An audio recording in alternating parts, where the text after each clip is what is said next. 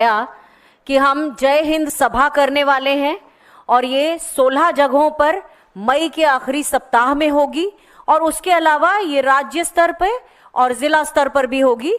ये असल में हम संवाद स्थापित कर रहे हैं और वो 10 सवाल 11 सवाल हम पूछ रहे हैं जो कि जिसके बारे में कर्नल रोहित चौधरी ने बताया। पहले 2 सवाल कि इंटेलिजेंस फेलियर कैसे हुआ, दूसरा आतंकवादी अब तक पकड़े क्यों नहीं गए और अभी सरकार उनको पकड़ने के लिए आगे क्या प्लान बना रही है, तीसरा सीज फायर अचानक क्यों हुआ और चौथा कि ट्रंप ने कैसे ये कहा कि व्यापार के कारण हमने ये सीज फायर करवाया है, इस पर सरकार का कोई स्पष्टीकरण नहीं आया।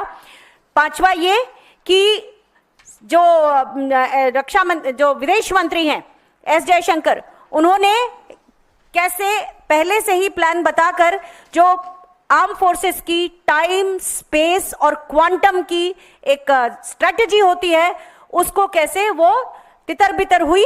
और उसके अलावा हम ये सवाल भी पूछना चाहते हैं कि आने वाली 25 मई को प्रधानमंत्री नरेंद्र मोदी जी की सरकार ने केवल एनडीए के मुख्यमंत्रियों की एक बैठक बुलाई है इसी मुद्दे को लेकर। तो हम ये पूछना चाहते हैं कि कौन सा अपराध किया है हिमाचल प्रदेश के मुख्यमंत्री ने, कर्नाटक के मुख्यमंत्री ने, तेलंगाना के मुख्यमंत्री ने या झारखंड के मुख्यमंत्री ने। क्या प्रधानमंत्री केवल बीजेपी वोटर्स के या बीजेपी के मुख्यमंत्रियों के होते हैं? क्या देश केवल बीजेपी वोटर्स का है?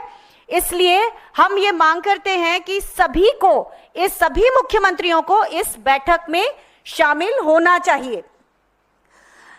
दूसरी चीज यह है कि 2 बार सर्वदलीय बैठक हुई, दोनों बैठकों में प्रधानमंत्री नरेंद्र मोदी जो कि शीर्ष नेतृत्व है वो नहीं आए।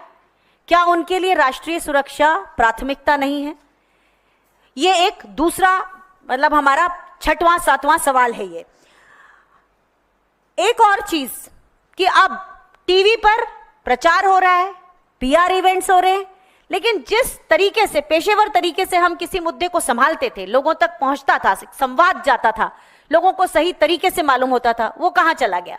दिन भर हम प्रचार माध्यमों में और उसमें भी हम देखते हैं प्रधानमंत्री जी के पोस्टर बैनर भी लग रहे हैं जिसमें वो डांगरी पहन के, कहीं बैटल जैकेट पहन के वो दिखाई पड़ते हैं।